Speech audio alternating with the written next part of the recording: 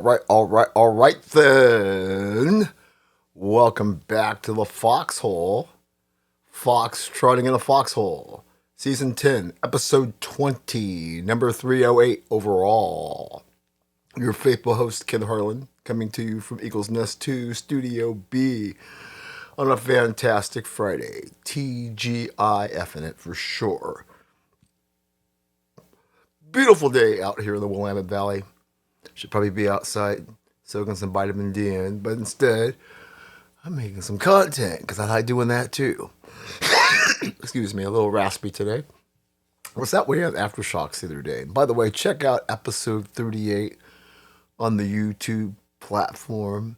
Like, subscribe, tell your friends, all that sort of thing.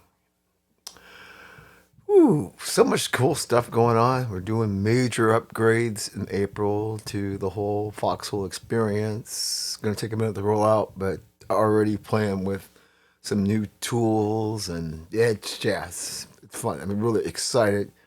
I think this is going to up the quality of the platform some on this.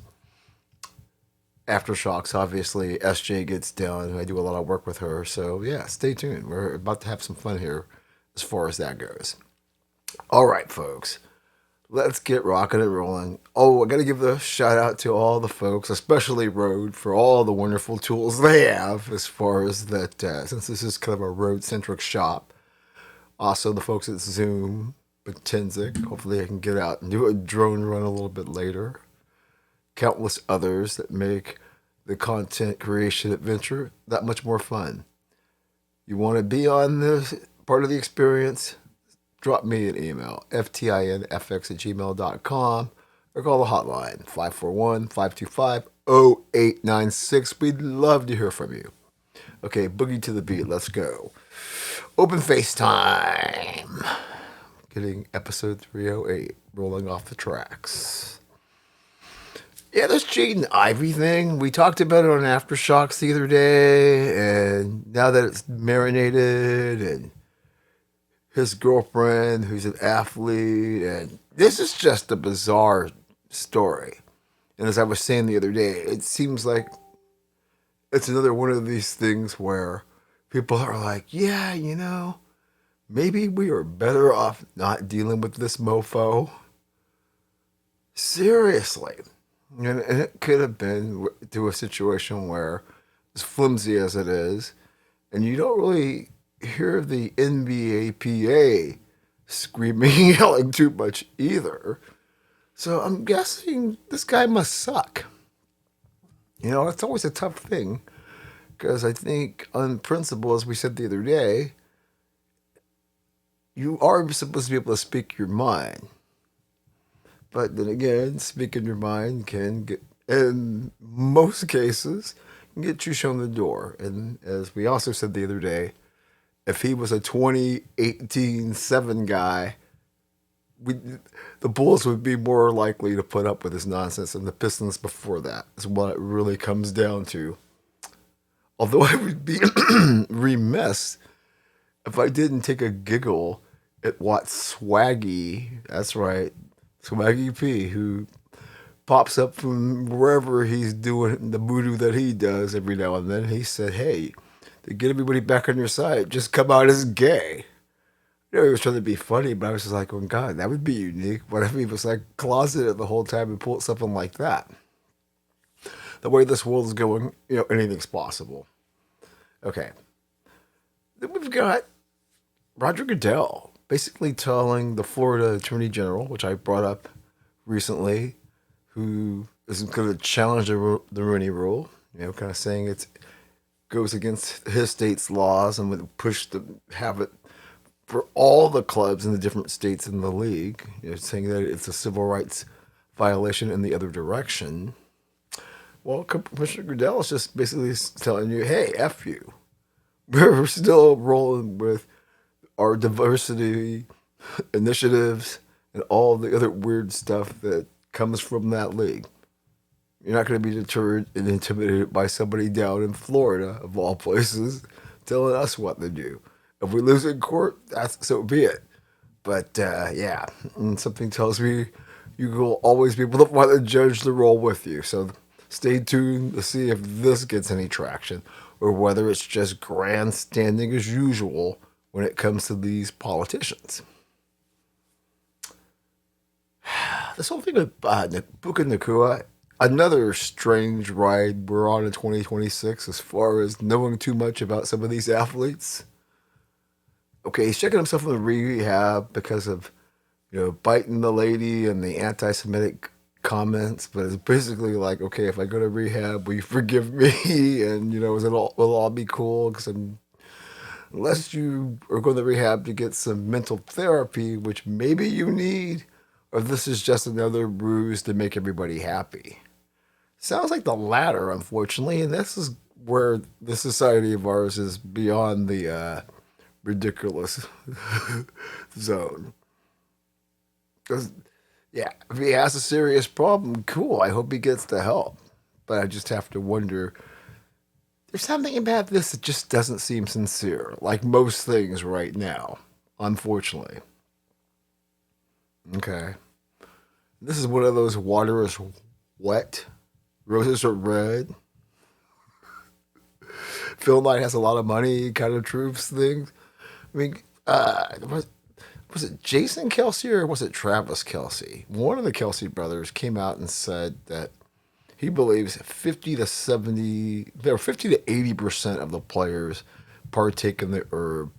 Because easy way to beat tests and that kind of stuff, and the rules are much laxer than they have been. Obviously with the legalization of marijuana in many states at this point. I just thought that was funny. I'm like going, well, of course. The fact that you still have to not piss clean at this point is still kind of absurd too. But I don't think you're going to bust somebody down if they are if they're hitting their vape pen, right? They're hitting their Dr. Dabber to ease the stress of game week. Oh, I don't know, man. I just think it's fucking hilarious. 50 to 80% though, but I don't know what it is society wise, but the fact that it is legal and many people do prefer it to alcohol, especially, you get, maybe not my generation, because I'm still, technically a boomer, but I think Gen X on, so these folks grew up partaking, and it's become way more more acceptable. It's more accepted and less prohibitive from a criminal standpoint. Okay, enough of that nonsense. One thing that is gaining momentum and a lot of talk this week, and all different corners in terms of this push to finally get it to 18 games. I mean, it's kind of been hanging out in the back of the room, like saying, "Hey, when we gonna get back to me? Create that national holiday around President's Day, and yeah, just make it is what it is. Give everybody an international game. Find more ways to make massive money." And I'm hearing some rumors. I gotta dig them down in terms of what the next media rights deals are going to go annually, and they're pretty insane. But we'll get to that probably in the next aftershocks. Yeah, I think there are players who they say they're bitching and moaning about, hey, you really care about our safety. But the truth of the matter is like, okay, let's get to the table and find out how much we gonna get.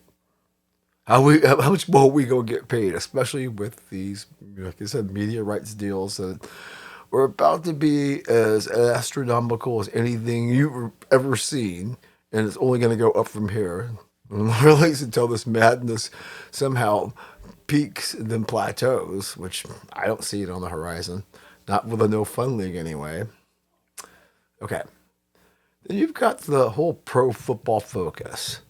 The most annoying bunch of folks when it comes to their number crunching. The brainchild of Chris Collinsworth. I guess he sold it for $100 million. But the downside of that is many of the folks who've been there for a while through its substantial growth are being told they hit the bricks. Classic American story now, isn't it? Sell for a lot of money, hire some asshole. He's gonna get a bunch of AI bots and other weird shit to do jobs that humans should be doing. Yeah, lovely. Okay, Chris. I hear that's going to be an ugly divorce. I mean, I think he gets to still be a figurehead, but everybody else is pretty much screwed from what it sounds like. But I got to look more into it. So don't take what I'm saying about this as the gospel. Okay. And I mean, like I said, I'm talking about these media rights numbers. Like I said, I saw a preliminary number, but I want to go back and make sure it's true before I start talking about it. But I do know this, that, preseason, which is one of the few opportunities that teams can sell their own media packages for their games locally. Apparently now teams are looking into asking streaming services.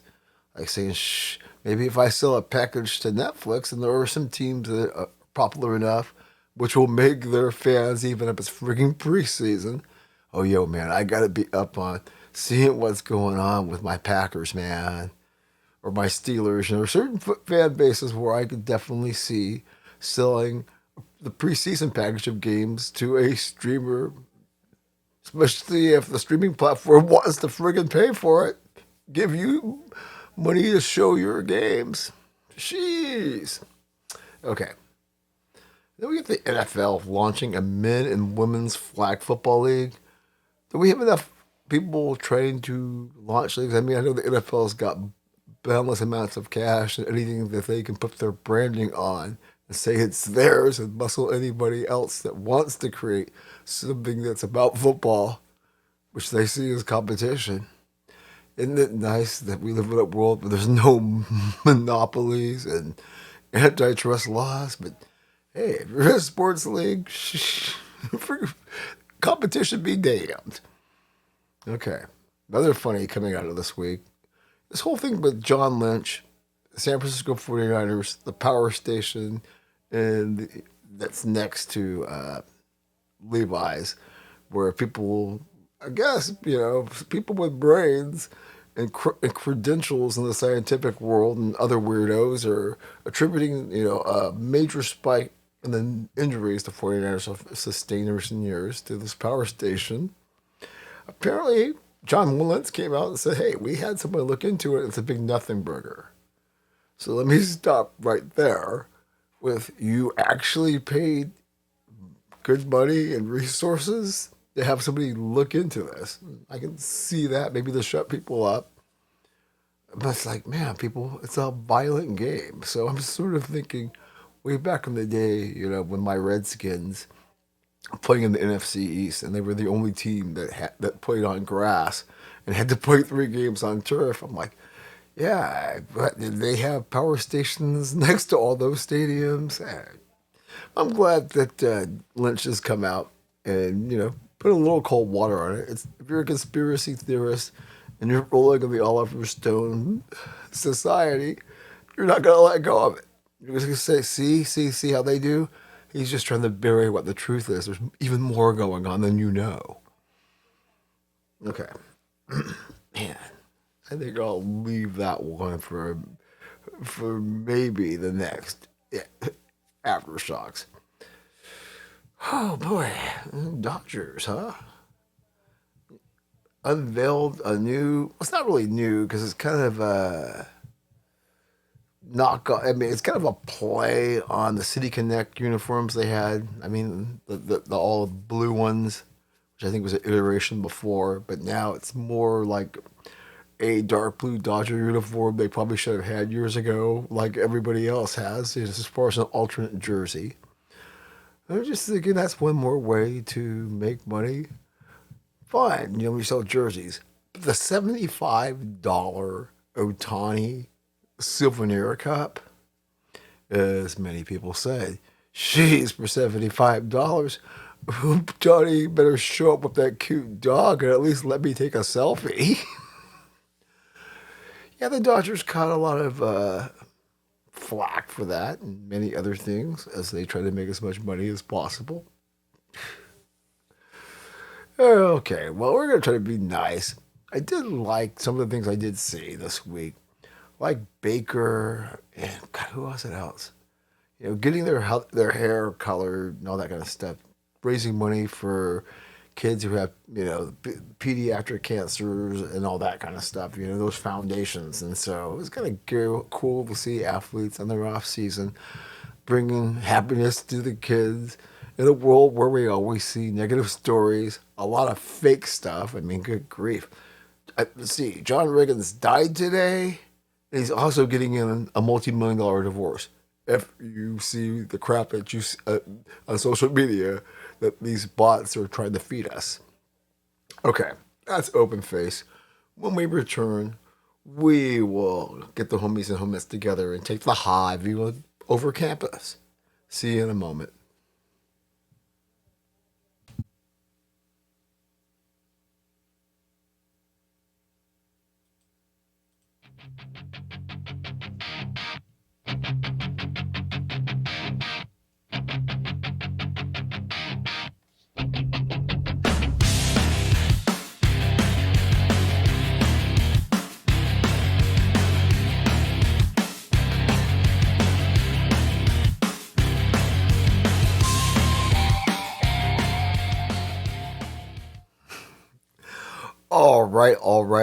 All right then. And welcome back to the Foxhole, Foxtrotting in the Foxhole, episode 308, hashtag 10-20. Yeah, I'm telling you, if you want to be in the Foxhole experience, hit me up. It's time for some more interviews. Time to have some more fun and aftershocks, the scene, anything you want to talk about. We're game. It's always fun. Anyway, let's get the homies and homies together. Let's get ourselves a Uber. I know it's that time of the day, but F it.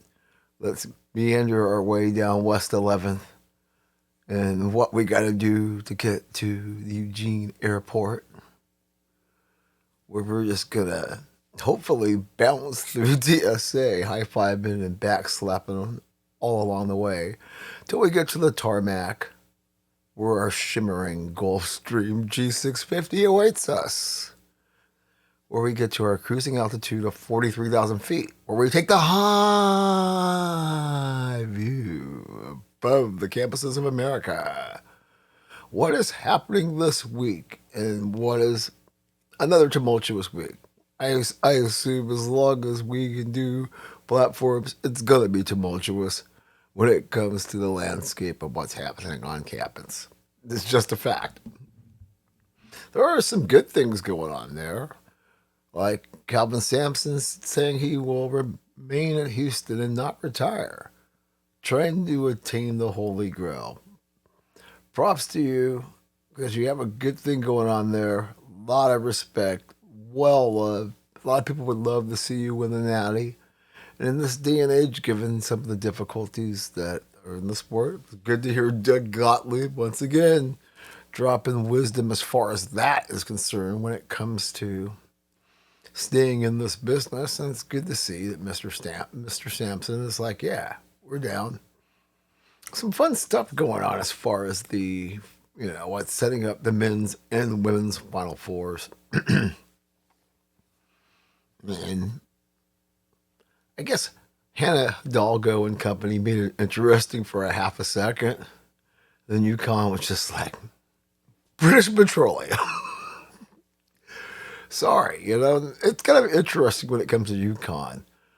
I was watching Coach JB and Big Smitty this morning, and they got into and they were with the Korean Cosell, Steve Kim, and they got into a little argument, over Connecticut.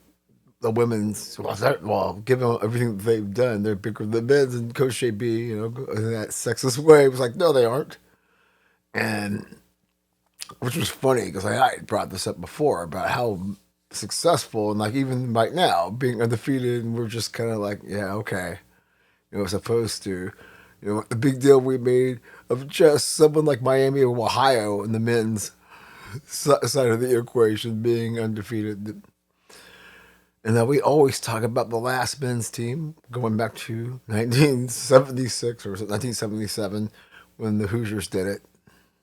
Sorry, Larry Johnson. Sorry, Jerry Tarkanian.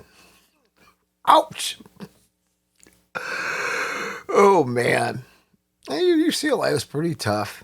It's good to see South Carolina. It's going to be a good women's Final Four. Definitely looking forward to that. On the men's side, I mean, Michigan, as I talked about this in Aftershocks, the Big Ten and the rise of it, where that conference is clearly, and what it looks like in football and basketball, is truly head and shoulders over folks. And wasn't surprised to see Michigan just, I don't know, eviscerate the Vols. Like I said on Aftershocks the other day, kind of a bummer with Illinois and the Hawkeyes having to meet up. But, that's what happens when you're good. And Purdue showed up well, but, Arizona, solid all year. And obviously this Duke-UConn game, which people have been talking about all week, an instant classic, one for the ages. And I spoke to this the other day, how Duke has sort of entered that realm, like the Yankees and Lakers, the Patriots somewhat, even though I just think people were so perturbed with the Patriots, I was on a whole nother level. But I don't know, it's hard to explain that in terms of, with what we want to say, the universal hate that comes with teams that have success. And Duke is definitely there. When Duke loses, people seem to be orgasmic, which is weird because when you talk about Connecticut men, who I think you could make the argument, as far as this century goes, they are the preeminent program, and they are the next great dynasty. You think they have 3 different coaches to win national championships, and what Hurley is doing there now, especially this is a year where nobody thought he'd even be this far if he could somehow get another ring. But yeah, the kid hitting that shot, that logo 3, hey, what's up, Caitlin Clark, to win the game and send the Dukies home just like saying, what the? Indeed, wild stuff. It's all, yeah, what are they, up by like 19, the Blue Devils? So it is an epic collapse. I know some folks were saying no more, that Connecticut won that game, had heart and wanted it more in the end. But you're up by that much with a chance to go to the Final Four. They'll give you that jibe. You did choke it away. There is something to be said about that. But, not take anything away from the heart and grit that this UConn team showed. But that's pretty much been the story under this Hurley guy. So, yeah, good stuff there. What else do we have as far as the tournament goes? Or just, yeah, you see Addie Crooks entered the transfer portal. So fascinated because so many people just love roasting her. I mean, you look at the numbers she puts up are good. I mean, I guess people question some of her defending. That might be the predictable squad, but I guess we're going to find out. Well, I tell you, if there's somebody I could get up the Foxhole and have a conversation with, I'd love to sit down and talk to Addie Crooks. This is Addie Crooks of the Iowa State women's team. And yeah, I'm guessing she's has a very thick outer shell because, people just pounce on her for no reason and just kind of relish. Amazing. As I said, last week, I think it was, it's weird how y'all never come at Lauren Betts. And, it's like that. Like if they're delivering either.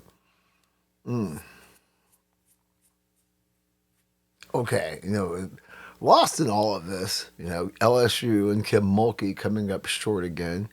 And I thought, all right, so there's no way Flage can come back for another year, right? She done. She has to go to the WNBA. Okay, let's move on. Let's go to some football. I see that the CFP committee is adding more coaches' voices, former coaches, that is. And this ought to be interesting, even though, as a lot of the other so-called experts say, they don't know if having more coaches to the pot is necessarily a good thing either. But it'll be interesting to see Gus Malzahn, who won at Auburn, and obviously Tedford, who is a legend on the West Coast, being involved with many programs, Cal, Fresno State, Oregon, just to name a few in the NFL. Those guys seem to be very knowledgeable, and I'm sure their presence won't hurt what's already going on there. It can't get any more weirder, so hopefully this brings even more sanity to the whole process. Mm-mm-mm. The other one that's kind of cracking me up here is Dion. That's right, Deion Sanders. Trying to get ahead of the narrative and actually scoring some points with a lot of his detractors this week. And they showed a clip that made the rounds. Right, if I had the visual, I would show it. But he basically says, tells his players, we're not here to talk about other programs, trash them. We're not here to talk about what you did in the past or what happened to you. It's only about what happens here that matters. And I think, I'll give him credit for that, because there are some people who've left that circus in Boulder and have had some pretty unflattering things to say. And I think that if you are building a culture, even if people leave, if you can instill that into them, that's not a horrible thing. So, even though we like to bash Dion and Shedeur, like many others that aren't on that, we're not part of that cult, I will give credit when it's due, and getting ahead of a narrative and trying to stem the flow of negativity, as hard as that probably will always be, given the high visibility of that program. But hey, I'll give you one of what's the emoji? That green, that check mark with the green background. I'll give you one of those, Coach Prime. Okay, folks, we're gonna get the plane back on the ground. When we come back, we'll do something you should probably know. See you momentarily.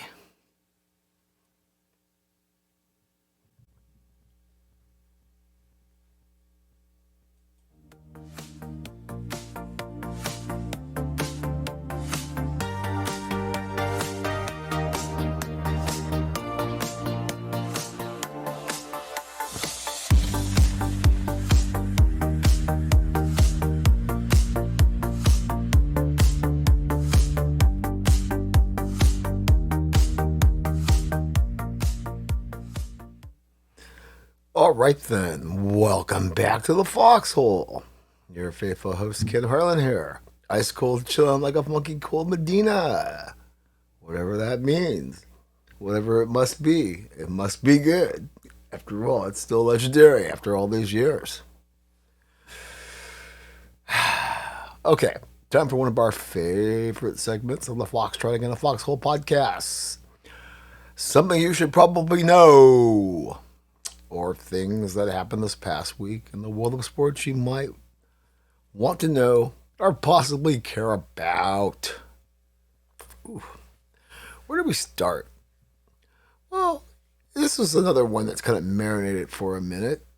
The whole ruling of the IOC banning transgender athletes from competitions.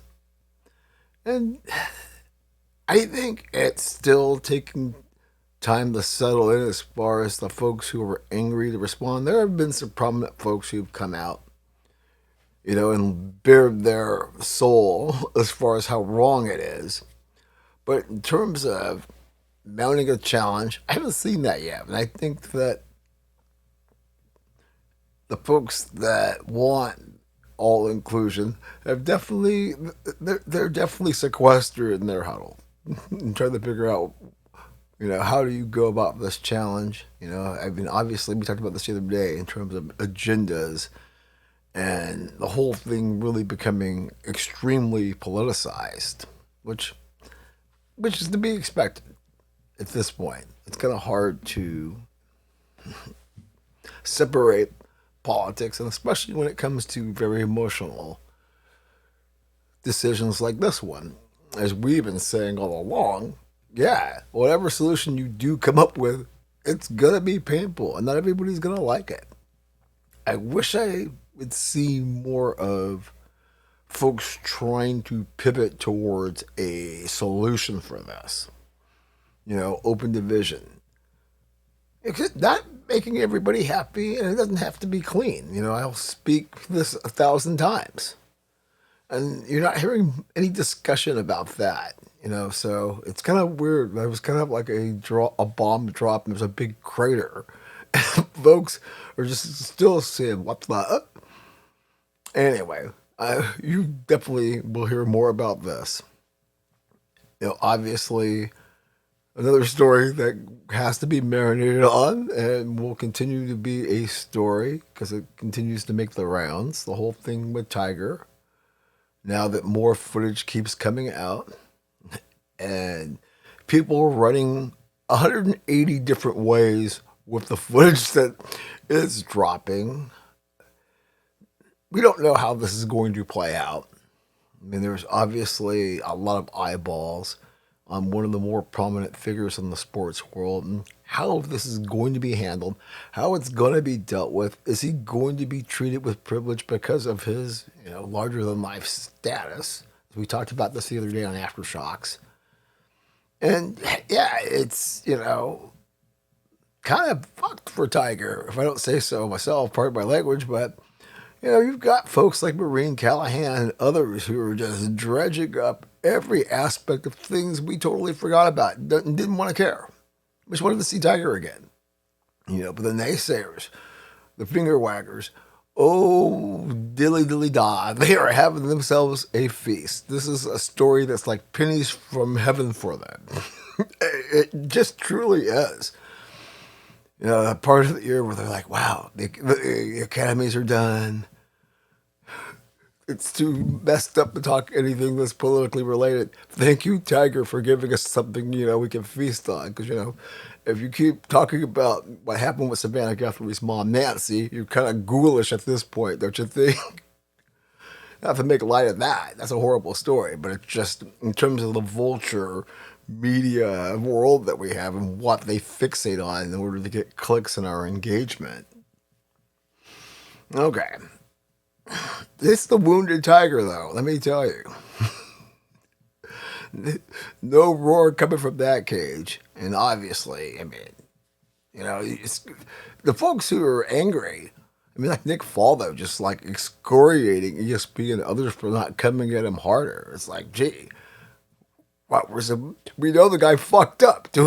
How much more do we need to like sit there and go, hey, you dumbass, hire a driver? Okay, let's go lighthearted here. Let's still talk some golf, though.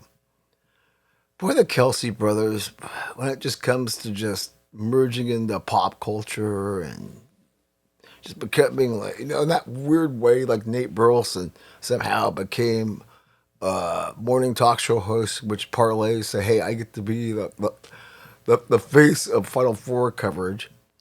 We're going to send ESPN's going to send Jason Kelsey, that other cool Kelsey, to be a personality at the upcoming Masters Par 3 contest. We all know the Masters Par 3 contest is kind of a fun thing. Everybody, their families looking so cute in their Masters outfits, and just it's a wonderful afternoon before we really start locking in and getting serious about us Masters junkies. And I'm like, okay, having him be part of something like that, cool, but where does it end in terms of where you try to insert these folks before we get Kelsey fatigue? I don't know. Houston was kind of a ho-hum affair. Gary Woodland won the Houston Open, I think, by 5 strokes.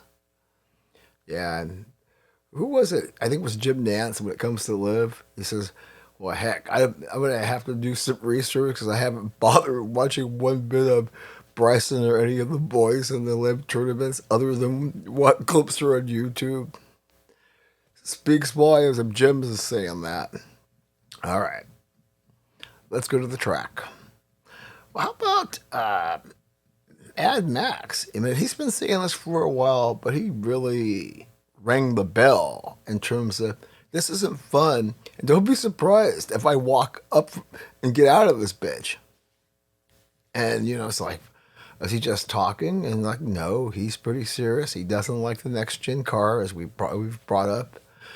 Obviously, when I talked to the corner man, and it seemed like his frustrations are boiling over. And this has been going on, I don't know, last 3 or 4 years. He had said all along he wasn't going to be one of these guys who drove forever. And I get the feeling he is going to be one of these truthers.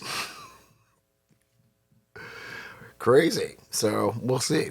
Keeping an eye on that. I'm going to have to get some counsel from the corner man and really get his take on it.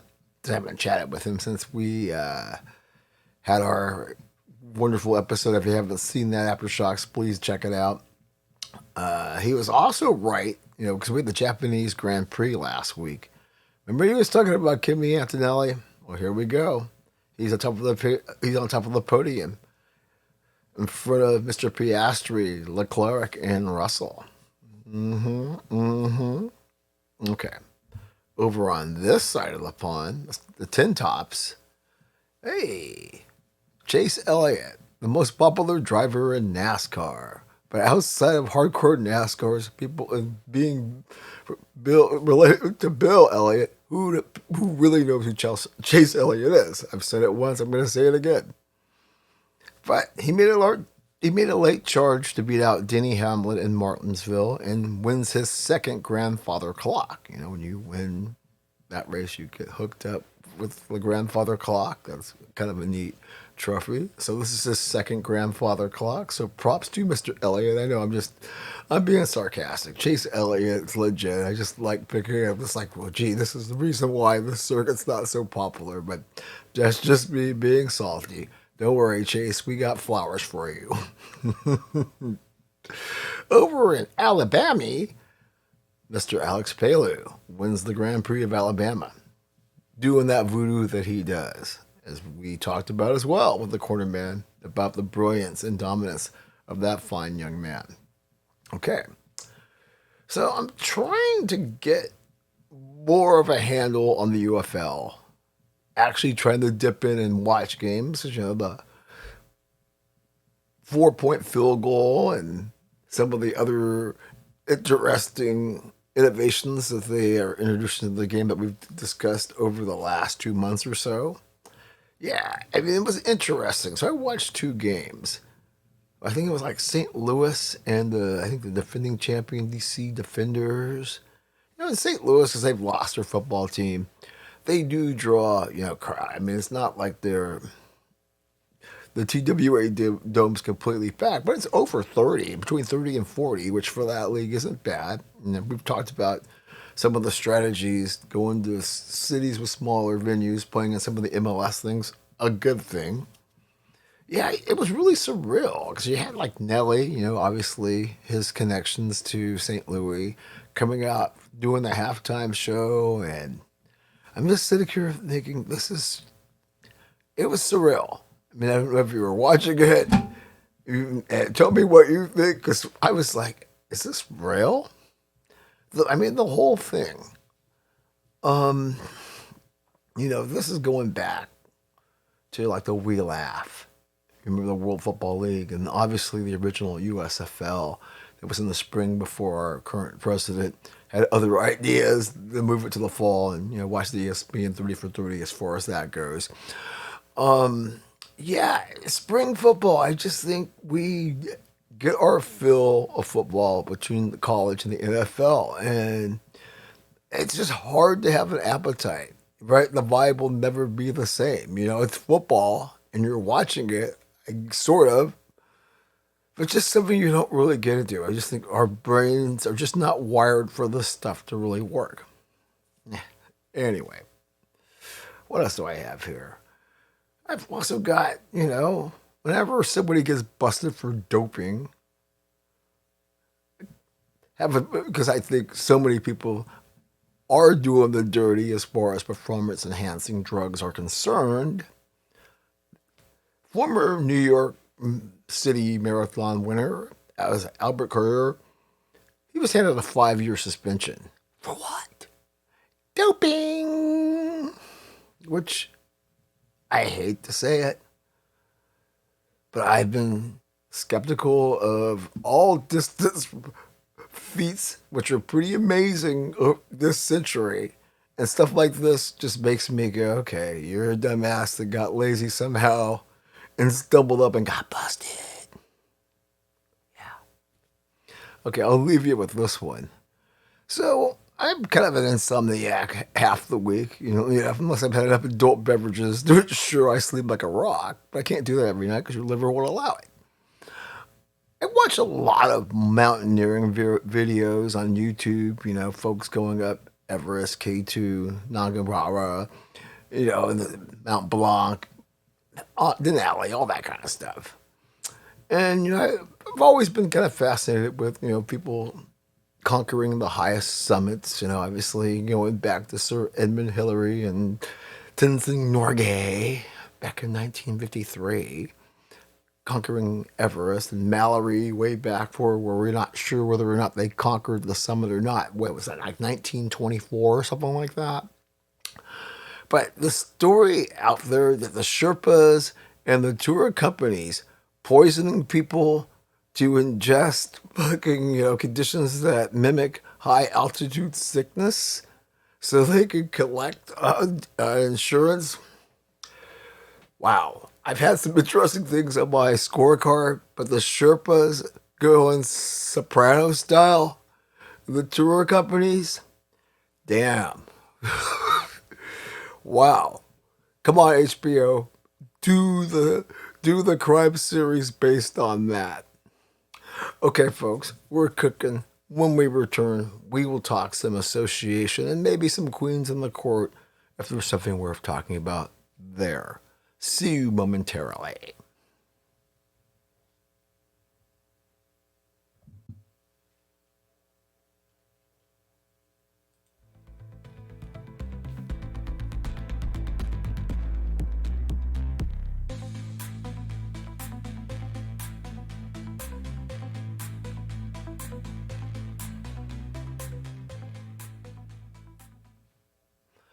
All right, welcome back to the Foxhole. Your faithful host, Ken Harlan here.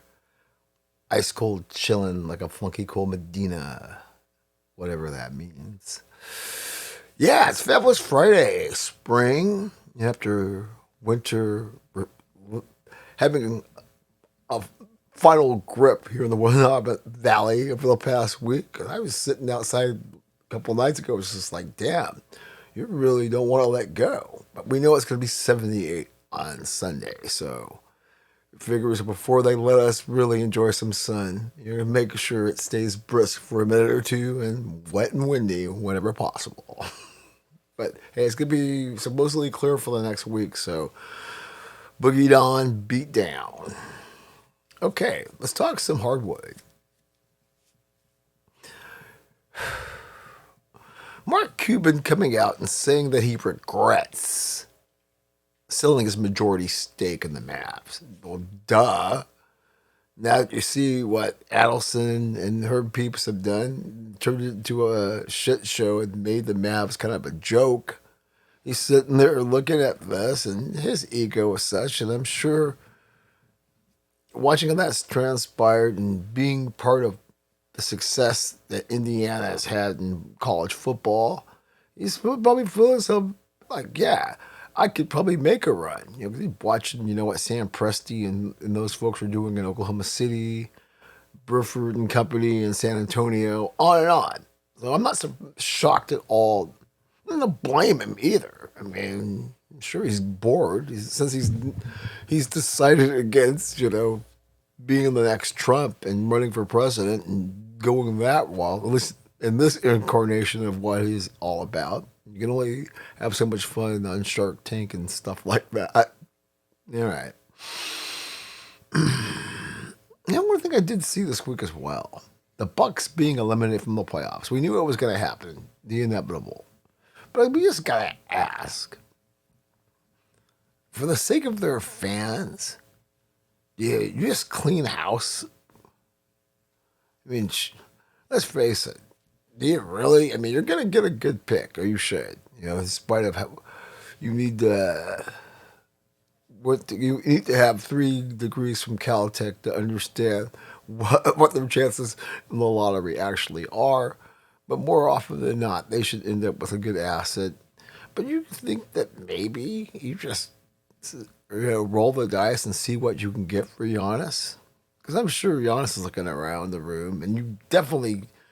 I mean, I would kick Doc's ass out of the building even before the season ends, just to give him one more final humiliation. You don't have to be that. You don't have to lack compassion, but definitely when the clock strikes 12 on this season, midnight, look at his. Yeah, you're asking for his key fob. Then you'll tell him you'll mail the boxes to him, as far as that goes. Right when you think about how good they were, winning a championship in recent memory, and to being a complete poop fest right now. Man, there's been some interesting stuff that's happened this since we last were on the air. Right, the Celtics getting to the 50-game milestone, cooling off the Hornets, basically telling the Hornets, all you people like Ken Harlan out there who think they could be scary as far as one of the teams that are seeded 1 or 2, forget about it. It ain't happening. Oh, man. And, the Knicks, who are doing well, or sort of. I mean, whenever they play somebody big and don't win, how people look around the room. Same thing with the Lakers, too. It's just like, it's like, yeah, you're posting wins and all that stuff. But when you really face the big guns, you melt like butter and get spread all over the toast. Not a good way either. The Pistons are interesting. That game with the Thunder that went into overtime. What day was that? Was that like Monday? And they still don't have Cunningham, and they're sitting there balling. I know everybody's got somebody out here and there, but Pistons actually taking care of the T-Wolves. Was that like last night? Yeah. And, I was very impressed by that. I know the Timberwolves are acclimating with Ant-Man coming back after his absence. But still, the Pistons are... I thought they were going to melt down, especially when Cunningham went down, and they are very resilient. Give Bickerstaff his flowers. I think that's the guy who coaches there, right? I'm getting my coaches confused. I have to look it up now. Let me see here. Then you got the Lakers beat the Cavs on Tuesday night to clinch a playoff berth, but the way they got smokehoused by Oklahoma City last night in Oklahoma City, nobody's going to take the Lakers serious again. And then Luka hurts his hamstring, so there is some question whether he'll even be available moving forward, especially for what's remaining in the regular season. But yeah, we're just talking seeding now.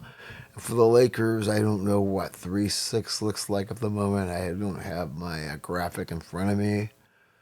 But yeah, it's kind of funny because being a Laker fan, as you all know I am, when they went, 15-2 in March, I said, great. Sure enough, when we get into April, things are going to probably go south. And maybe it's the curse of the Foxhole striking again, but gee whiz. Yeah. Yeah, this Luka thing, Okay, we got Spurs. Once again, we talk about these teams doing great. I mean, what is it? They've won 11 in a row right now. They thumped the Clippers in Los Angeles at the Inuit Dome. Just said, you don't want any of this smoke. Wimby over there telling people, that MVP thing, I think that trophy's mine. I think you all need to start engraving my name on it. I'm not necessarily sure I agree with that, but he sure is making one hell of a case. And if it does end up being that way, I sure the hell am not going to argue. I will tell you that. I mean, in fact, it's really interesting. I mean, okay, the top 6 in the East. was looking at this before the show started. The top six in the East, all of them, the six teams are 7-3 or better in their last 10. And this is 1 through 6, really playing well. And even out in the West, 4 of the top 6 in the West are 7-3 or better. And you've got like Thunder 9-1. Obviously the Spurs 11 in a row. The Lakers 8-2. The teams are really playing well. But now we've got to stretch, and you got to keep healthy so you don't go into the playoffs without any issues. I mean, yeah, you got the Warriors out there still entertaining, bringing Steph off the shelf so they can possibly make a run. As insane as that sounds. But yes, as we get closer to the finish line, it's looking pretty tantalizing, fair to say. Okay, where else am I here? Just to make sure that I'm not missing anything. Okay, let's talk some Queens of the Court, shall we? Boy, a lot of folks not happy about the Houston Comets about to be resurrected. As I think we've mentioned on here about the Connecticut Sun relocating to H-Town. Positive something to say about H-Town for once after all the interesting things we've seen late winter, early spring as far as H-Town is concerned. I can't think of the area code. But I think, the Sun had a loyal fan base. Kind of butthurt. But let me ask you this. What city isn't butthurt? Even if you don't show the love in the stands. I'm not saying that about the Sun. Right? When greedy owners go seeking greener pastures, yeah, it's the folks who've been supporting them for a long time who always bear the brunt of it. And in this case, a lot of folks that they want to drag Kathy E., the head honcho for the WNBA, they want to drag her ass on the court and definitely do some Revolutionary War stuff on her ass. Another thing that's cracking me up too. I mean, how do I even know about this stuff? Is because all the WNBA simps, and I love a lot of these folks. Simps, if they're obviously Rachel Demita, she's not one, but these folks who have made a platform covering the W, guys like Keep the Vision. Ben, what's his name? There's several of these folks. They're just like pigs in slop right now, ever since you got past the CBA, and it's looking like this league is going to come to its senses and, really focus on the Caitlin Clark effect. I'm telling you, it's like pigs in slop in terms of these guys wanting to talk about anything, hopping up their platform any second now. Because you had the WNBA expansion draft, and we're all talking about, the Fever are great. And it turns out it's like two players that don't matter. We're all like, is it, you got my attention because I thought Sophie or Lexi was going. And it's just like, you guys, you simps over there, just, you guys said you're like pigs in slop, just trying to sucker people in for clicks and feeding into all the weirdness that all the cults these girls have spawned. And, I don't want to even get me started with Angel Reese. I mean, the problem is with all the bots, you don't know what's real and what's not, especially when it comes to that lady. All right, folks, that's what's happening on the court. When we return, we will do some beautiful game life and see what's happening pitch side. See you there momentarily.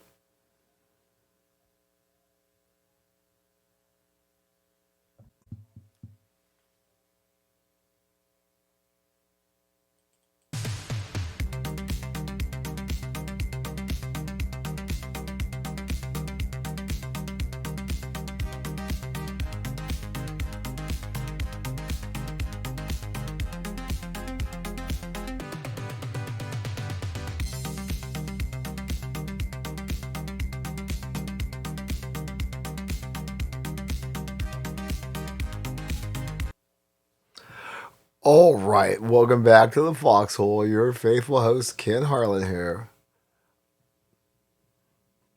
chillin'. Ice cold chillin'.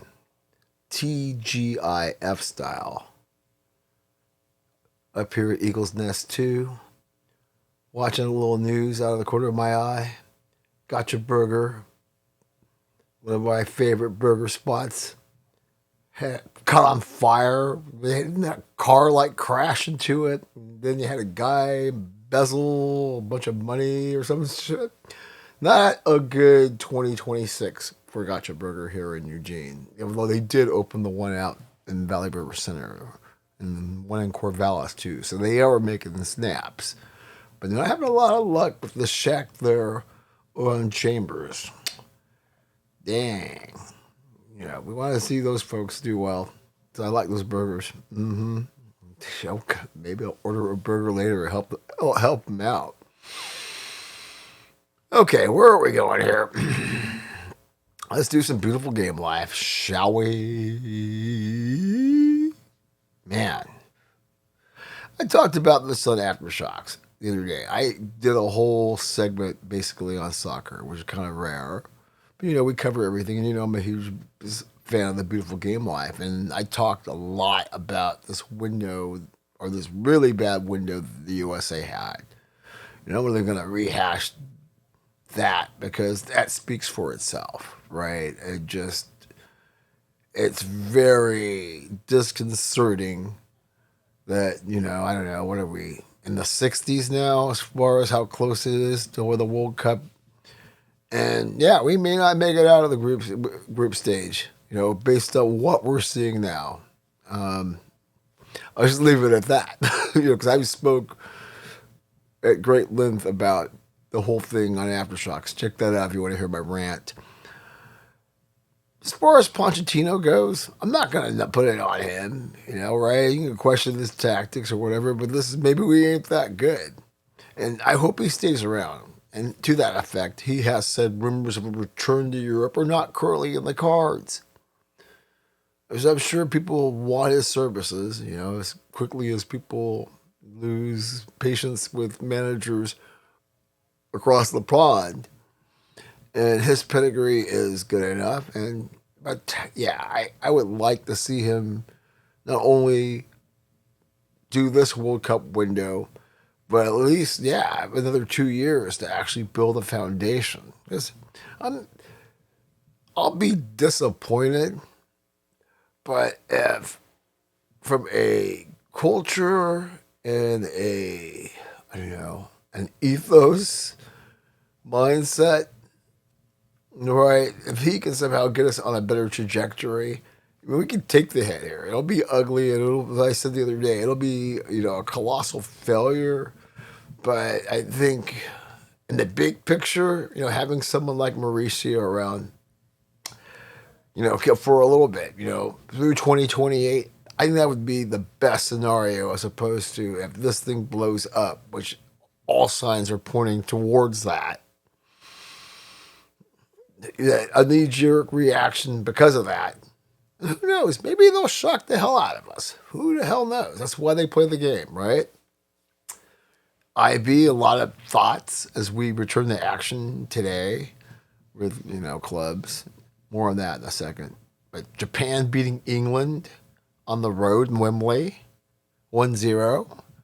Kind of a little trimmer there for Thomas Tuchel and all the fans. Because she's coming home, man. I think the bigger concern there is Harry Kane. His injury. Right now, at this, what are we at, 5:06 Friday afternoon Pacific time, his status is he's probably going to miss leg one of the upcoming Titanic tilt with Real Madrid in UEFA Champions League. And with Bayern Munich being one of the favorites in that competition, something to definitely keep an eye on as far as that goes, especially if this injury spreads over both legs. Definitely don't want to see that this time of year, and this is why people always get their panties in a knot when it comes to club versus country. It's such a pretzel when it comes to navigating that question and how the whole soccer structure works globally. But it is interesting, and it's been coming to a head for many years now. When we talk about fixture congestion and the responsibilities, of these players. At what point do you reach your breaking point as far as this goes? Meanwhile, the rankings are out, and no surprise, France is heading into the World Cup ranked number one in the world. I mean, given the ballers that they have on their squad, and most of them are healthy right now. Shit, you see that rocket Dembele had today?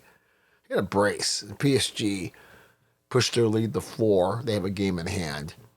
They beat Toulouse 3-1 with Ballon d'Or winner Ousmane Dembele with a brace. Like I said, the first goal, that volley, thing of beauty, belongs in the Louvre.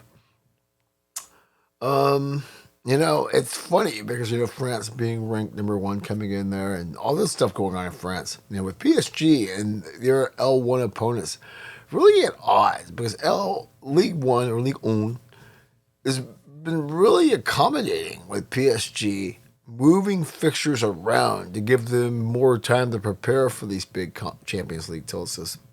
PSG and Liverpool are getting ready to lock horns in a two-way tie in the next round of UCL. And I know that they have a match with Lens that's going to be moved, and they're complaining, and I'm just like, okay, we get the whole competitive aspect, but come on, folks. Especially in that league, the amount of visibility and the money that PSG is bringing, especially if they can win a second Champions League, deal with your inconvenience, okay? And stop being such little bitches about it. None of y'all are going to have a chance to win Champions League. These guys do, and that's good for that particular league. It's good for any league to win Champions League. Especially France. Come on now. As predicted, I mentioned this the other day when I was talking about the European qualifiers, like comparing USA and Italy, and how Italy is far worse, as it should be given their pedigree. Well, lo and behold, pretty much all the brass that are part of their football federation walking the plank, including my man Gianluigi Buffon, former PSG player at one point for a cup of coffee.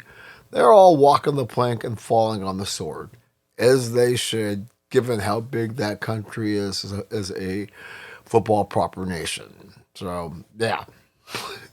The bloodbath, it happened. And people just said, yeah, okay. We failed you. I'm going to fall on the sword while walking across the plank. Okay. Let's see, what else do we got here? Let's go domestic side, shall we? Let's start off with it. As we head back to play tomorrow in Major League Soccer, let's look at where we are with some early season power rankings. So right now, Nashville City as number one. I guess, okay, they've had some impressive moments. We'll give them their moment. LAFC is 2 because they are unbeaten. They're just not really looking sparkly while doing it. Can't get Sonny on track there. Then you've got Vancouver with my man Thomas Mueller and a very great supporting cast. No surprise they're at 3. Miami at 4, who's been kind of wobbly. I'm okay with that. Maybe they could even be lower in my eyes, but that's okay. No problem there.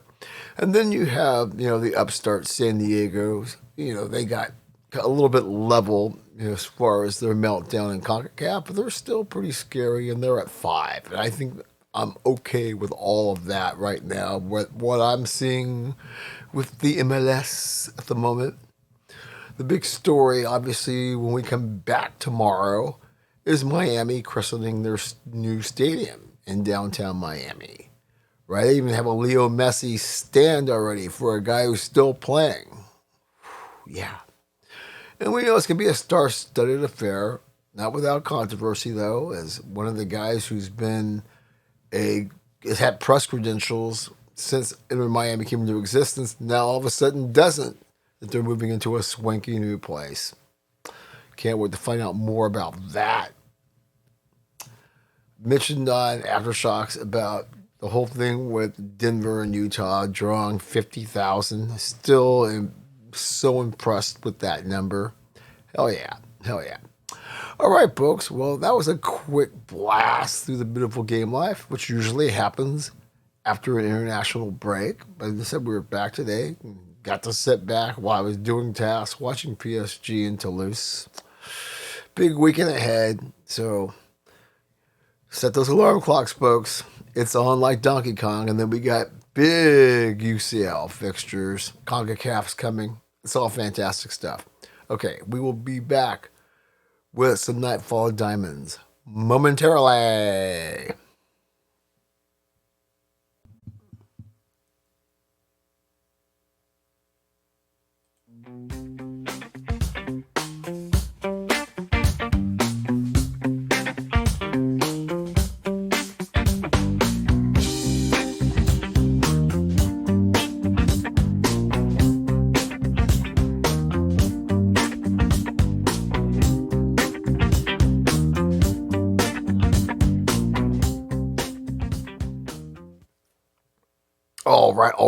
All right. Welcome back to the Foxhole. Your faithful host, Ken Harlan here.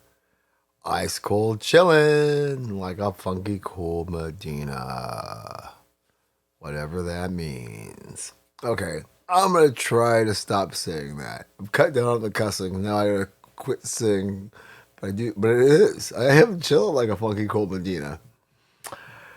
Woo! Let's do some Nightfall of Diamonds. As you know, we always like to do a little Dark Star Crash mirror shattering before we get to talking about baseball. Because, hey, once you're on the bus, you're always on the bus. Unfortunately, very somber stuff to start off this one. R.I.P. to the legendary Doug Irwin. If you're a Deadhead, you know he designed many, well, Jerry's monumental guitars, which, going through all different collections and whatever else. But yeah, some famous luthier who designed some of the most iconic guitars in the psychedelic world, as far as Jerry goes. Obviously, one, what was it, 11, 12 million, something like that. Anyways, very beloved. When we saw the news, folks didn't want to believe it at first because, as I said earlier, the bots that put out so much false information, but sadly this was true. So another beloved soldier in the colossus of the dead universe, has crossed the bridge. Our condolences go out to his peeps and, people that worked in his organization and all that stuff, for sure. Certainly will be missed. Okay, let me lighten it up here. Well, I keep talking about the crickets as far as the dead constellation is concerned. I said Colossus, I meant constellation. It's bad, and these people are jumping on the bit for anything. When people lather themselves up, because John Mayer went to a Mets game. Anybody famous that goes to your game, especially in New York, you're gonna get flashed up on the camera or the jumbotron. But they met up folks bumping up and down because they got to see that, hey, there was Johnny. He's at a Mets game. Maybe that's a sign that something's going to happen. I'm just sitting there like going, oh my goodness. But, I don't know what's more crazier. That, or the more I see of these like dead projects or Garcia tribute projects, and they charge anywhere from 45 to 75 bucks a pop. I paid like a little less than 50 to go see Tao Drum with the legendary SJ. If SJ gets down earlier in the week, and yeah, I can see something cool like that. But another one of these tribute or cover bands, I'm just like, what the fuck? Pardon my language. All right, let me see what else do I got. Oh yeah, so Fish is going back to Maya Riviera 2027. Why not? and you've got it set up. Just eat, hop on the plane, practice a little bit beforehand, kick your feet up in the sand, get a tan, and then chill, and then play the spear a couple of months later. Sounds like a good gig to me. Then go on tour for the summer, and then do New Year's, and maybe Halloween if you feel like it. Yeah, good for fish. They don't seem to be burnt out, and they're still like doing what they do. Everything's still crazy in Biscuits Land. I see that Billy Strings is also coming back to Eugene again, so that's cool. That he's got a good relationship with the U of O folks, and clearly, I've heard it was quite people were getting down, but there must have not been any problems in the neighborhood because they're going to be Act Two. We know it took Fish 7 or 8 years to come back, after their first appearance. And what was that, like 2014? Okay, that was an extended Dark Star crash. The mirror didn't quite shatter as quickly as it normally does. Okay, let's talk some baseball. So I gotta verify this because I'm not sure. You don't know what you what to believe because there's so much manipulation of information.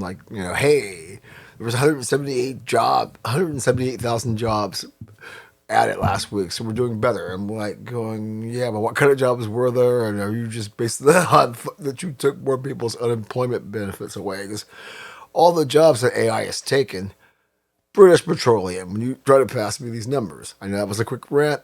I had a point to that. But the point is MLB's PA, the Players Association, the brainchild, well, at least got teeth under the late, great Marvin Miller. They have a $415 million war chest ahead of a possible lockout.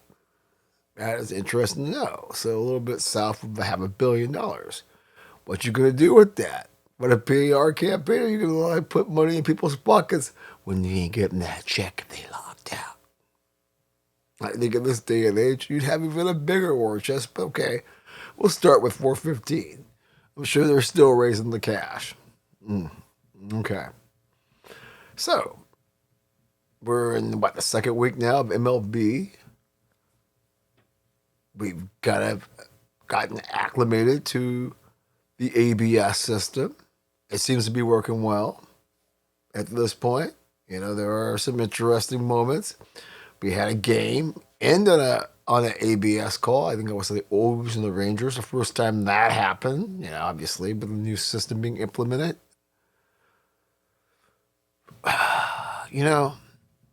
My perspective so far is it's working.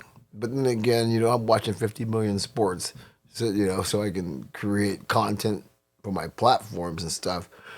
And it's something I'm not really doing a deep dive on yet. So I have to talk to some of my baseball people and because like I said, I can't trust anything that comes out of the interwebs anymore when it comes to all the propaganda where it's everything's fine.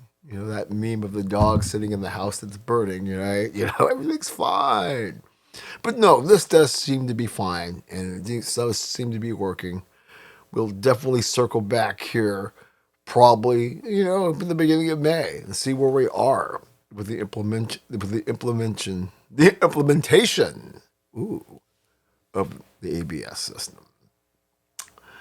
What else do we have here? It's kind of interesting that early observations from ESPN, as far as the first 2 weeks of the season, they feel like this could be one of the best rookie classes in years, at least in the last decade or so. And to that effect, no surprise, the Pirates call up today for their home opener, Connor Griffin, the phenom, and everybody was all crazy because the Pirates being more bun, but now having him, obviously, the wonder kid Paul Skynes, who bounced back after having a rough first start. Very exciting stuff. And there's a lot of, they say this, for you to say this is the best rookie class in, basically a decade or more. I want to say it was like 2014, I think they were comparing it to. So, new talent that we get to figure out and follow moving forward. That's never a bad thing. Hope these guys live up to their billing. Okay. Another interesting early observation is that teams are enjoying strong ratings. In fact, the Angels are up 200%. Then I go, once again, don't believe everything that you read. Because like the Angels, they're part of, all these crappy regional networks that bellied up. I'm sure you had to break out, a Hubble telescope to be able to figure out how to watch Angel games the way things were. So of course, now that you can let people access it, a streaming platform or something like that, of course ratings are up 200%. And just straightening that out, and MLB and ESPN getting their arms around it, you know. This time of year, people, as we are slowly moving into the warmer things, you gotta have to watch something, so it's not just a surprise. And there are some compelling stories as far as baseball is concerned. You're getting a bump out of the WBC. Sure. Okay.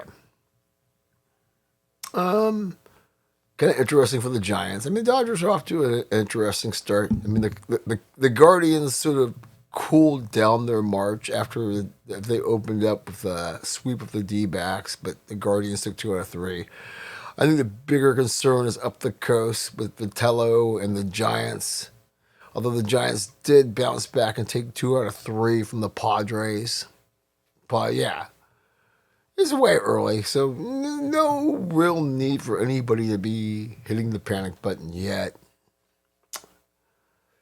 And like the Dodger games, like 51, 52 plus every night. Even with the sticker shock, it's not, folks cannot wait to be out at Chavez Ravine, which is not a shock to me given how big LA is, but still. Because it ain't cheap. Another cool thing, speaking of the Dodgers, that my man Kirsch22, Clayton Kershaw, is going to join the front office as a special assistant. Yeah, give that man a job and have him be one of your PR faces. Hell yeah! The same way that that you still tote Sandy Koufax after all these years, still looking good for somebody who's like, what is he, like 91? No, he's actually even older than that, right? I think it was, let's see here, he came up in 55. I think he was like 1933. Anyway, Sandy looking good.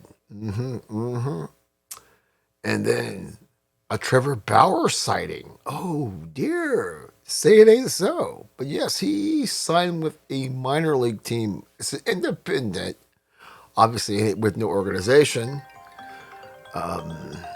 Geez, that call is going to have to wait a second because I'm in the middle of recording something here. But yes, there has been a Trevor Bauer sighting, which is wild. He was kind of exonerated, but not necessarily with the powers that be. And yeah, this is going to be interesting to see if he gets a call. Because as I talked about on Aftershocks the other day, with all the hypocrisy of everything else. And I don't know, well, I'm guessing you're going to have to see, if he's like throwing the heat. I don't know. I think once you're blackballed, especially with MLB, you're blackballed. But time will tell. Okay, let's see here. Time is ticking. The Royals are starting to feel the heat in terms of where they should play in the future. I'm thinking, shit, if the Angels have the 4th oldest stadium, at some point we need to get to the point of keeping stadiums around. You don't need a new stadium. Figure out a way to make Kauffman a little bit more modern. If you could do it for Wrigley and Fenway, stop wasting money and just stay at Kauffman Stadium, people. Brave City Connect uniforms, I actually thumbs up, paying homage to the Pascal Perez, Bruce Sutter era, like that.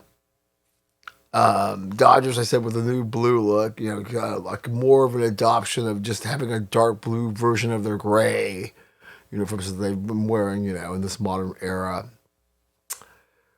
How about this week in baseball returning? As Mel Allen says, how about that? Well, I gotta see it to see if it pays enough homage to the original. We miss Mel Allen. Okay, we're gonna quick ride on the ice rink of life. Hop on the Zamboni. I mean to take a ride around the ice rink of life. How about the Vegas Golden Knights telling Bruce Cassidy, who's who's been the guiding light in their existence, replacing him with John Tortella. Basically, just saying it ain't working. Late in the season, we're gonna make a change. All right, folks. I'm going to make a quick return to that phone call, and we will come back and do a closer look and move closer to the finish line. See you momentarily.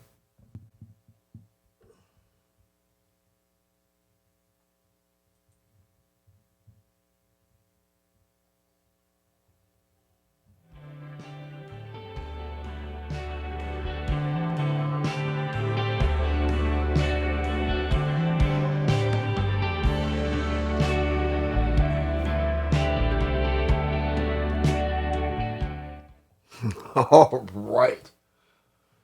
Hold on a second. Never a good idea to leave the mouse across the room and then kick the table. Sorry about that. If it's a loud boom, maybe we can get that out in post. Okay, folks, where are we? Foxtrotting in a Foxhole, episode 308. Time to opinionate, editorialize, talk a little trash, ruminate, whatever. It's a closer look in the Foxhole. Where are we going? We're going to call this segment High Eagles High. Not H-I, but H-I-G-H. And I ain't talking about Jackie and Shadow down there in Big Bear either. Apparently their little egglets are about to hatch and the whole world is losing it. Which is good, because apparently after that kid who got bit by the coyote down in Southern California and the coyote got put down, all the animal lovers losing their shit about that. True stuff, folks. Okay, let's get back on the tracks, shall we, Ken? High Eagles High. When it comes to the Eagles, are they, the Philadelphia Eagles that is, are they sniffing glue? If they like taking a trip back to the 70s when people were doing all that stupid shit, like sniffing glue and spraying, inhalants into a paper bag and frying their brains and, basically almost becoming mummified by the time they were young adults. Because week to week, the stories coming out of that franchise, yeah, it's pretty mind-blowing. When you think about someone like Jalen Hurts, for example, who is a lightning rod as far as controversy goes with that franchise.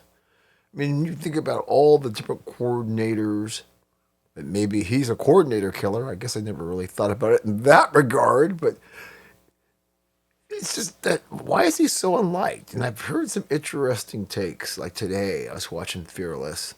Was it Fearless? Yeah, it was Fearless. And I think Jason Whitlock was talking to Bucky Brooks, who's, I don't know, he works for NFL Network, I believe. Definitely very insightful as far as his knowledge about the draft and prospects and just how the whole process works. And they were talking about how his whole management team is all females, and he kind of brags himself about it. I don't want to get on that tip like the Whitlocks and Big Smitty, and not Big Smitty, he's soft as Sharman, but Coach JB, I should say, and start knocking folks who've got women management teams. It's an easy, low-hanging fruit. What can't be dismissed, though, when it comes to Jalen Hurts is, for somebody who's led his team to a Super Bowl win, and probably a turnover away from a second Super Bowl win, man is just not liked. And maybe AJ Brown is a diva, but what talent receiver really isn't in that league, especially in this day and age. So I just am perplexed to think, don't get me wrong, because, I'm sure being around Kobe wasn't the most likable thing, given how much that guy wanted to win and compete. There's some people who got that D-O double G in them. Everything they do is about having that D-O double G. And so that part, I kind of understand. But in this case, I don't know. I don't. Problem is that he doesn't, even his play on the field doesn't necessarily suggest D-O double G. His play is, was it Nick Wright? It's one of these guys who pointed out correctly. It's like, well, let's not forget that he has got an incredible supporting cast, right? When you talk about guys like Dallas Goedert, Devontae Smith, and obviously the superstar that Barkley is, right? I mean, yeah, they got talent on both sides of the field. So it's not like we're watching the second coming of Tom Brady when we watch Jalen Hurts. But it just seems that, there's just so much toxicity with this team. Even going back to, when, he saved Alabama's bacon when they went with Tua over him and then he goes to Oklahoma. I'm thinking maybe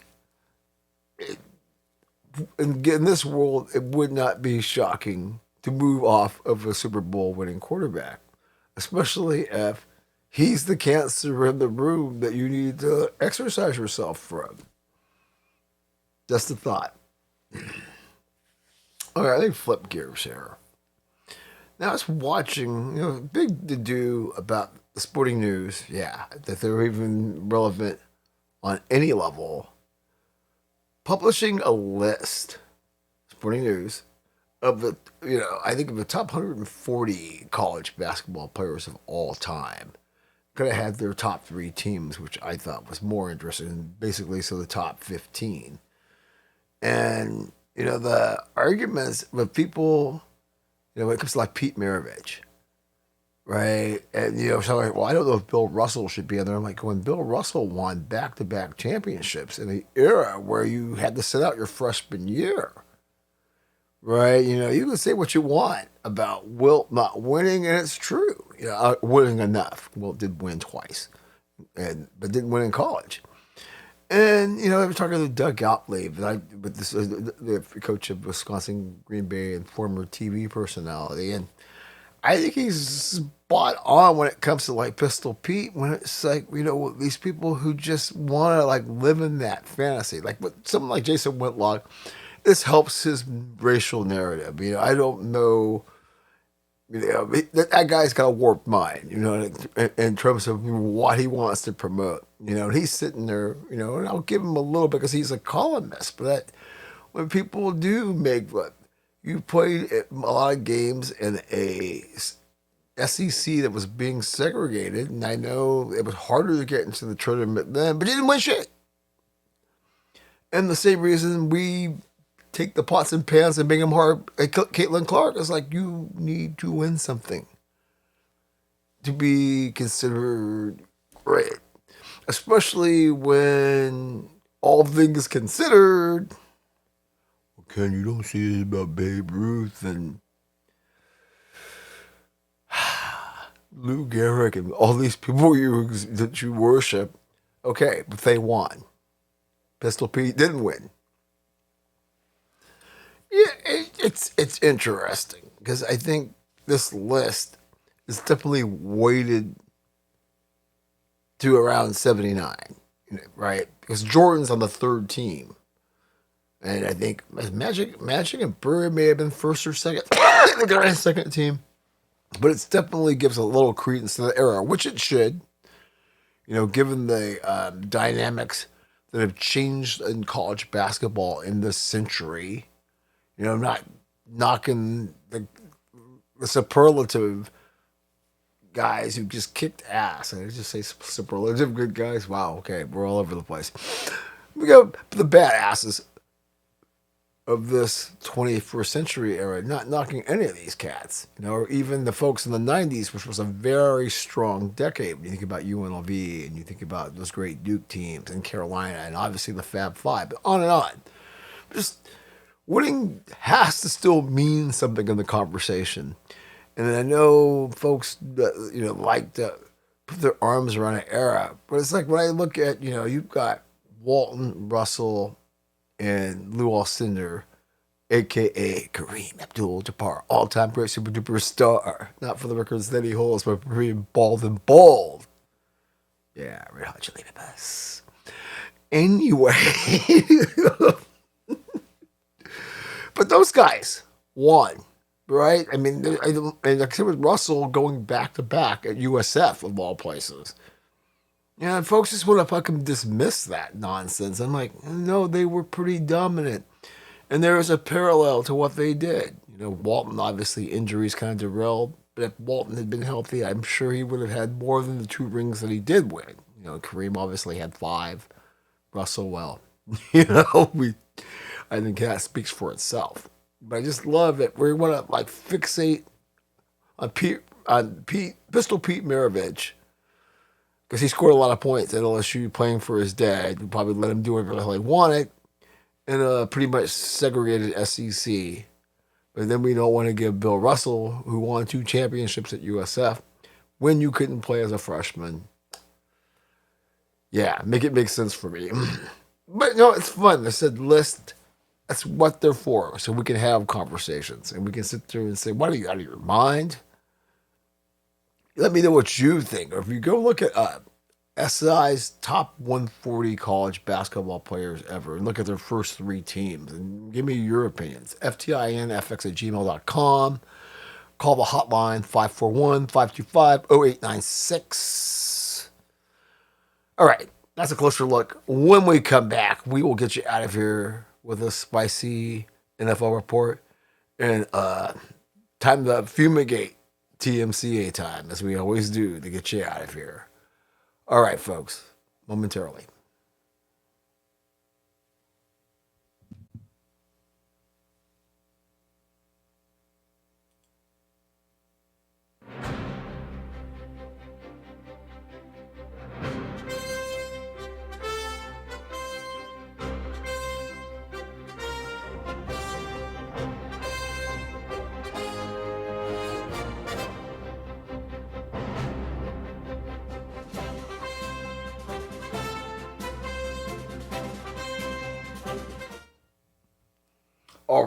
All right. Welcome back to the Foxhole. Just stuff happening in real time. Gonna take me a second or two to process this and actually tell you what I just saw. Well, one, Luka, as I predicted, is out for the regular season. We don't know beyond that. Somebody posted a meme already with him side by side with Anthony Davis. Different player, same player. That's one thing. And then South Carolina and Lady Dawn shocking Connecticut. Just now, beating them by 14. And the scene with Lady Dawn and Gino at the end of that game. Yeah, I cannot wait to unpack this on the next Aftershocks, because it just happened. And it was ugly. Gino, obviously, seeing an undefeated team get handled like that. I was doing this. I wasn't really paying attention to the game. Yeah, I will hold my comments. Yeah, I'm just telling you, I just saw this happen. I was outside talking to the friend of the show, Andy G, over at Eagles from Nest 1. We were out in the Metroplex when this all went down.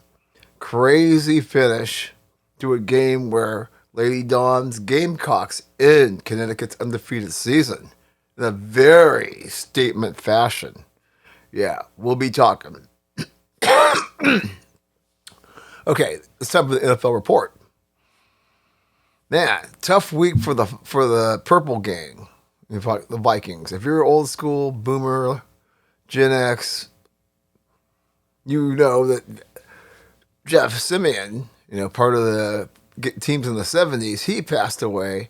And then Joey Browner, for folks that are a little bit younger, but still 2 great Vikings passing away this week.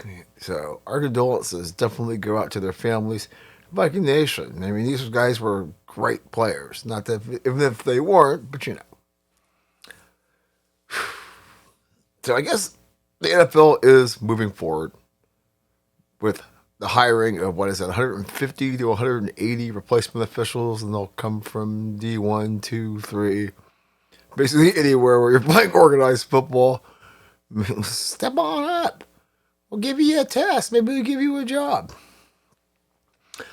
As I've said repeatedly, when it comes to this particular subject, it's so bad right now. You can't tell me whoever they bring in is going to make it any worse. And if it is, okay. I mean, the overhauling and revamping of that whole apparatus of the product.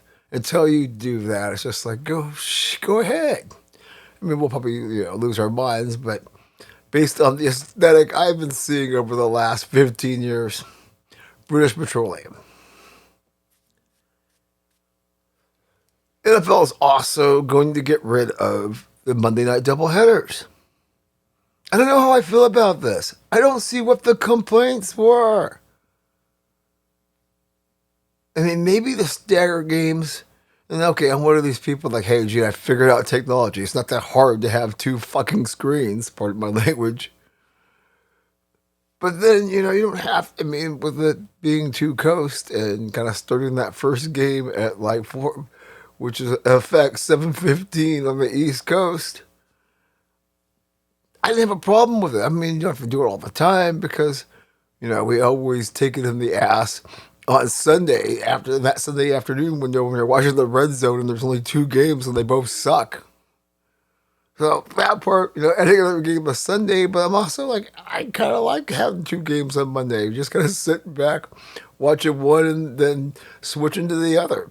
I didn't find it to be such a complaint like everybody else who were bellyaching. I thought it was more of, you all just need something to bitch about. Well, apparently they heard. And they've moved, and they've made a move. And so no more Monday night doubleheaders. And I think that's a bummer. More football, the merrier. Since you do want to have it on every day of the week, and that's your friggin' goal. Whew. Okay. So Kirk Cousins to Las Vegas, which, whatever the numbers are, I guess it really amounts to 1 year, $20 million. We talked about it. That guy's made more money for, just being okay, but having a shrewd agent, just always getting that always getting that guaranteed money.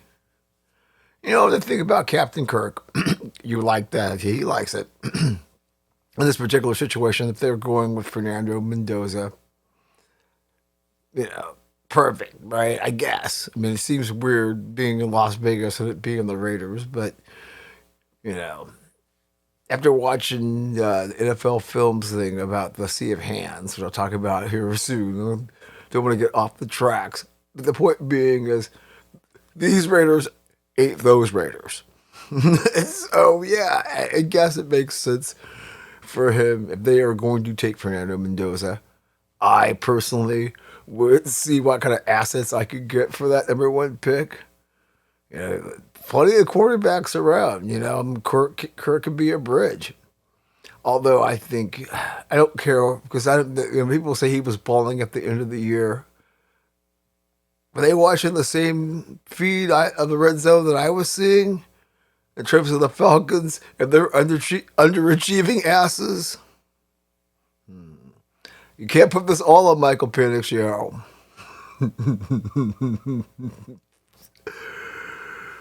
Oh, let's see what else we have here.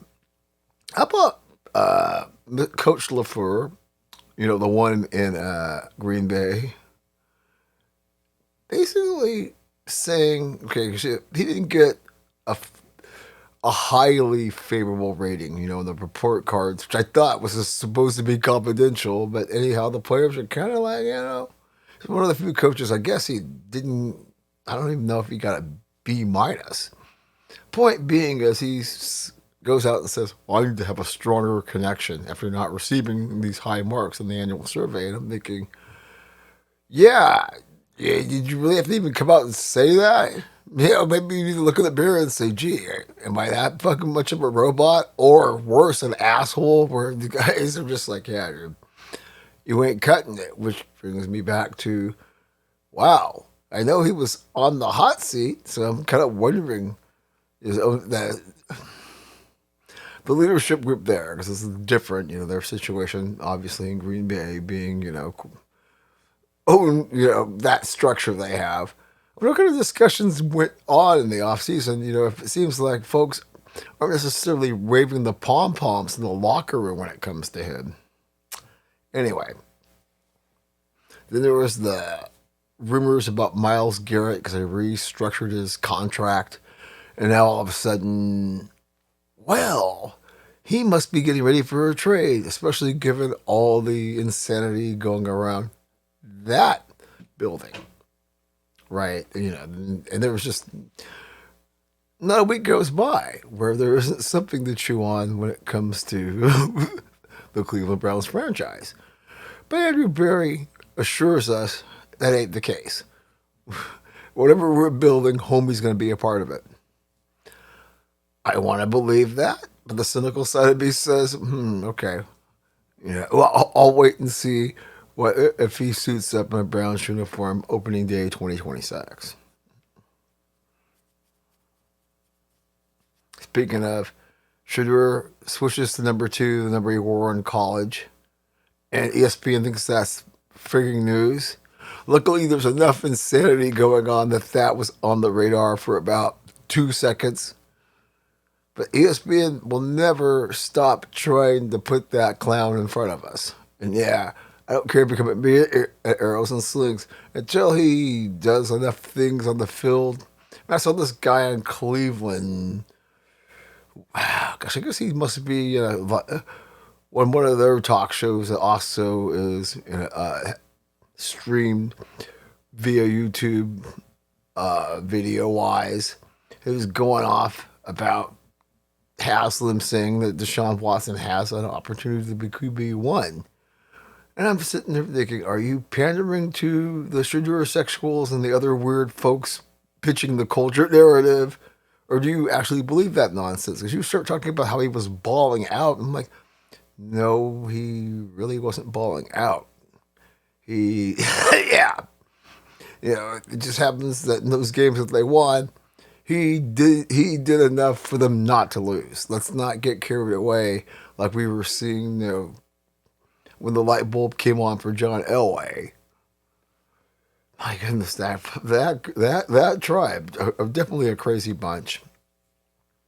But yeah, I mean, they have a lot of money spent with Deshaun Watson and all that kind of stuff, kind of locked in. You might as well kick the tires. There was a time when he was a competent pro, and the Sam Darnold story is always going to have folks saying, "Well, hey, who could be the next Sam Darnold?"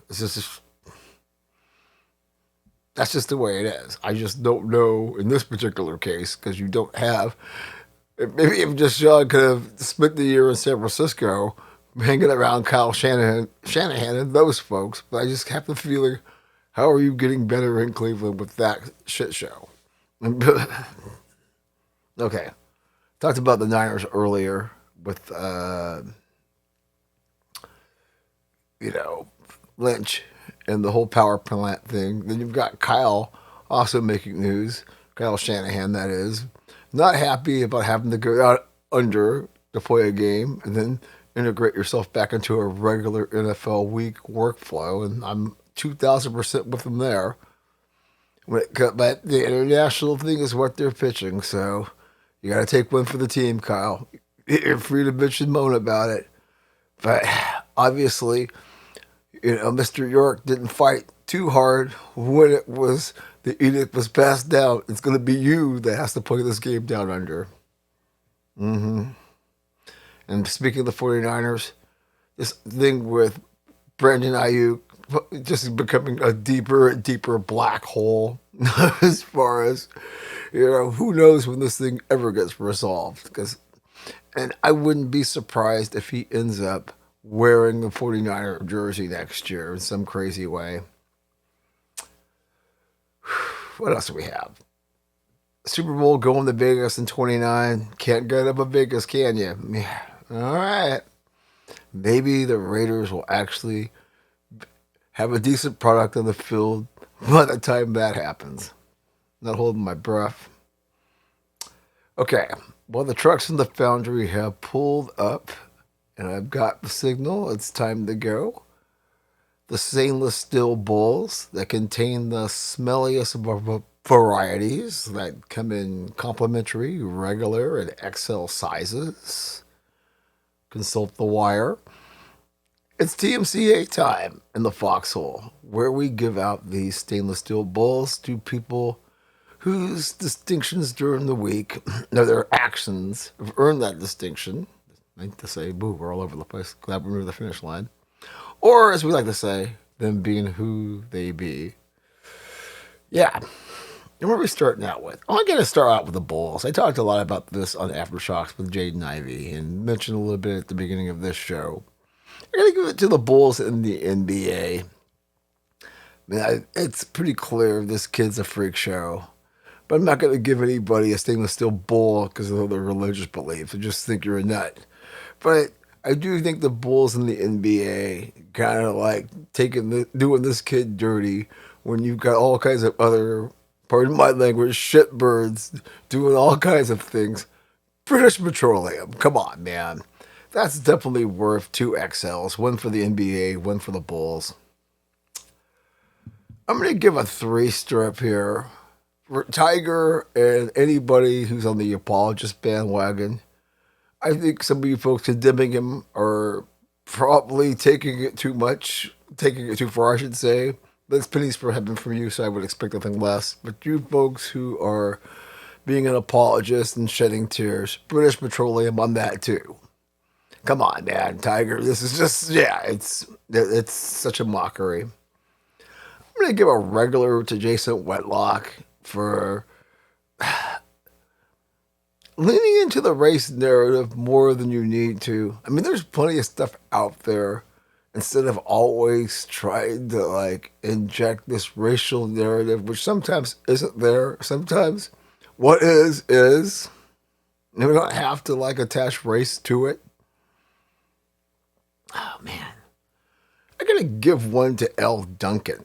You know, she kind of was pushing back at a lot of the criticism for the Netflix opening day nightmare or massacre. I mean, I get part of it that she's got to defend her brand, but she came in about it in that Elle Duncan way where you're just like rooting for this whole thing to fail and that they kick her to the curb quicker than you can say Adam Vinatieri, who's going into the Hall of Fame. Yeah. It just, the way her attitude, well, the train's going to work the way it's supposed to. And like, the legendary Jack Horner said, you know, if it looks and sounds like shit, it usually is shit. And what we saw from Netflix on opening day, that all applies. And Elle Duncan being Elle Duncan, so that's worth an XL. Complimentaries all around, and one for the Hall of Shame at XL for the Dodger Chicas during the opening day sequence out there in the octagon. It may be one thing if you were fighting Guardians or Diamondbacks fans, but beating up on each other and throwing haymakers? Come on, ladies. I'm going to give an XL to Deontay Wilder. Do you see that interview he did with Piers Morgan? Bro, that's the TMI that was going on there. Come on, man. We don't need to know your freak and your kink to that level.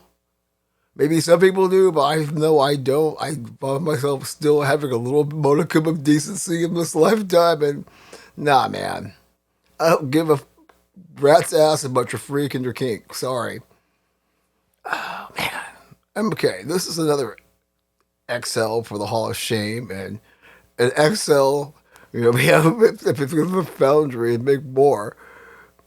These clowns this is a Stars game in December. I guess it's only going viral now, or this has come to my attention. They were doing a Heil Hitler salute which people obviously had pictures of, and I'm thinking, at what point did you think that was going to work and be appropriate and you're not going to get shamed?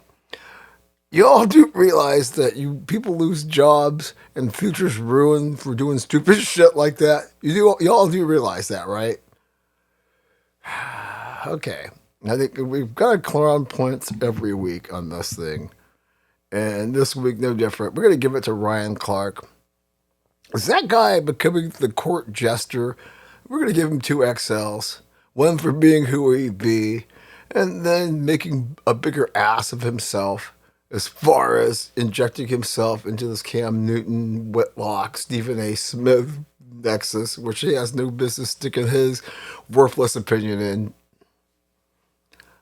Okay, when it comes to his football analysis, I think it's soft as Charmin, and he comes across as this whiny guy, and he's found the platform race baiting, but it's pretty nauseating. So that's why you get to be our crown prince, because we're gonna have to start giving a crown prince award, and that comes a lot with your 2 XLs. That's also another special trophy for being the crown prince of the week. But yeah, Ryan Clark. Okay, I'm gonna give 3 XLs for this last one. Okay, Christine, it was a tough week for you, but then your husband comes out with this cross-dressing nonsense and this whole icky thing, another TMI, the shit we should have never known. But the fact that it's out there, and this is the kind of circus you had going on with everything else, that's definitely worth 3 XLs for everybody involved in your little warped world. Whew. Okay, folks, we have reached the finish line. As hard as that may have been, but it was sure fun. A lot to unpack in the next Aftershocks. Be sure to keep an eye out for that. Like, subscribe, tell your friends to help us out on the YouTube channel, the algorithm FTINFX Media's YouTube channel. Ooh, stumbling on our words still. Big weekend. It's off for the bang. Like I said, I can't wait to get to the bottom of everything with the South Carolina UConn women's semifinal. Explosive. So many cool things ahead. Messi opening up the new stadium in downtown Miami. So it's going to be fun as far as Aftershocks in episode 309 of Foxtrotting in the Foxhole. As always, we thank you for coming along the ride for us and supporting us and being a part of this wonderful journey that we try to continue. In the meantime, enjoy some adult beverages, most deaf, good food, good peeps and vibes. Stay safe, stay sane. Always avoid those bracelets whenever you can. Do it with a smile on your face. We'll see you soon. You can better believe that. Peace, y'all.